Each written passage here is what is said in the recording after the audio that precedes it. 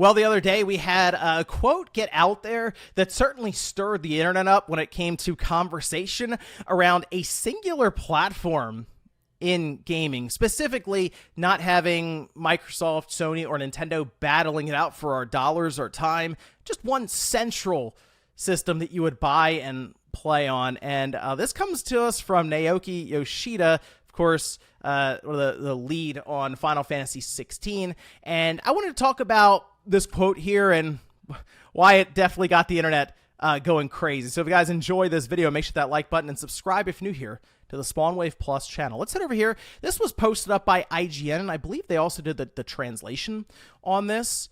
And the big thing here is, yes, it was translated from Japanese. So as we've seen in the past, there is some nuance that can be lost when you translate from one language to the other. So I do at least want to leave that door open just in case. But I think the idea, it still remains the same here for what Yoshida was getting at. And I will say from his perspective, he's not necessarily wrong necessarily, but from our perspective, it sounds pretty crazy. So this is what was said. Game platforms, I probably shouldn't say this, but I wish there was only one. It would be better for both the developers and the players. So why does this make sense from his perspective? Well, he just spent, half a decade plus working on Final Fantasy 16, and we know Square got up with Sony, and Sony decided to invest money to make it the exclusive for the console. Not necessarily PC, as that is still coming, which we'll touch on here in a second. But in that case, okay, they can develop for one platform, but when it comes out, that means that Switch owners or Xbox owners, or even right now PC owners, won't be able to experience it. And we know that typically 200 to 250 million people buy a console, or at least 200 to 250 million consoles sell, because, of course, obviously one person can buy multiple systems. But that's how many typically sell in a console, quote-unquote, generation, all right? And usually the slice of the pie will just kind of resize each generation, but that's usually how many systems you can expect to sell. So in this instance, they developed a game specifically for the PlayStation 5 that it's still early on in its life, right? We're coming up on 3 years and just over, 40 million systems have sold. So you look over at Xbox and Switch combined, you're missing out on roughly 155 or so million people that are just on that platform. And if that means that there was one platform with 200 to 250 million for the generation, yeah, that would make things a lot easier from their perspective. There is quite a bit that goes into developing these games for multiple platforms all at once. The big thing outside of just optimizing to make sure everything runs and there's not major bugs, you have lot checks and really checklists that are given to you by each platform that you have to go through to make sure your game is certified for that system and their storefront, all these different things. And then you get into PC, where there are a lot of configurations that people will have when they load up your game, whether it's with video cards, drivers, CPUs, motherboards, the whole thing, right? There's a lot of stuff that could just crash the game completely and introduce new bugs when people decide to buy your game. And we've seen actually a pretty rough run of PC ports recently, so that's a whole thing on its own there.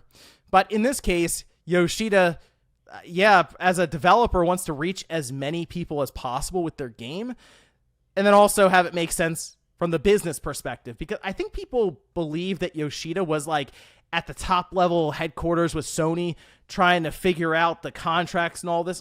That's Square Enix in general working all that out. Yoshida's job is to try to get the game developed from start to finish and get it out the door. And that's just kind of how it is. There's always this tug of war going on between the developers who are creating the game, marketing, and corporate management and all of that. So in Yoshida's mind, if you just have one platform, you kind of don't really have to worry too much about that, because you know where the game is going to be released.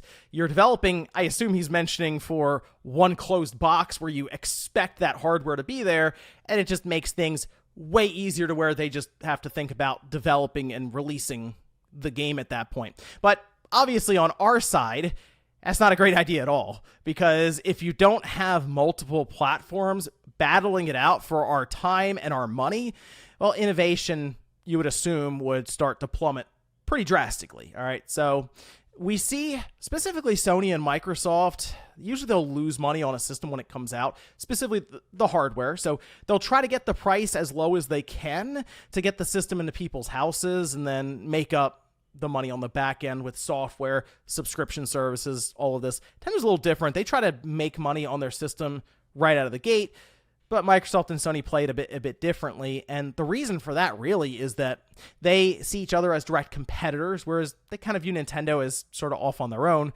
But in that case, with those two, they would try to not necessarily undercut, but get to a certain firm price point where even if they lose money, it's not a huge deal because of that software. But if maybe Sony or Microsoft didn't exist and you just kind of had one going it alone, you'd probably have much more expensive systems, because then what are you going to do? Not buy it?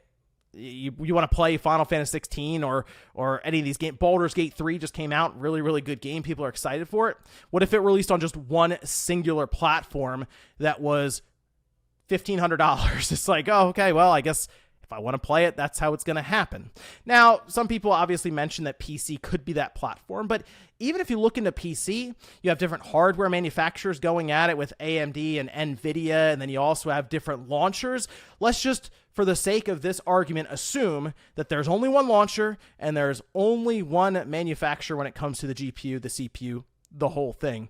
How expensive do you think that PC would be, and how much control do you think that launcher would have? Basically, I think Yoshida is just kind of talking about a future, a utopia that would probably never exist, because he would assume that things with pricing and control would stay exactly the same, and it absolutely would not. So I get what he's saying from his perspective, but it really doesn't make sense in the real world. And to be honest, this entire interview conversation was very informal, and I think it spurred more frustration and almost anger and just arguments online than it probably should have. Like, they were just kind of hanging around a table, eating, drinking, and probably just joking around. And in his mind, after what was probably a very strenuous development for Final Fantasy 16, and then, oh yeah, also he's working on Final Fantasy 14 in the background alongside of that, would have just, would have saved us like 2 years if we didn't have to